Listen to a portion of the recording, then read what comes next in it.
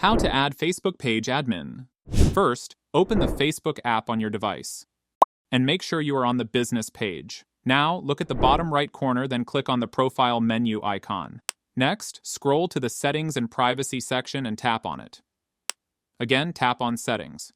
Here, scroll to the Audience and Visibility section. Now click on the Page Setup option, and you will see a few options, then tap on the Page Access option. Here you will see 3 options. Now, for the People with Facebook Access option, click on Add New beside it. Next, it will show the information related to the access. Look at the bottom and tap on Next.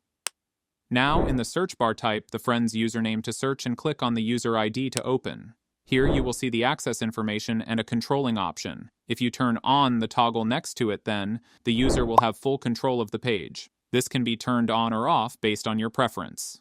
Next, click on the Give Access button at the bottom, and it will prompt you to enter the profile password. Fill in the password, then tap on Confirm.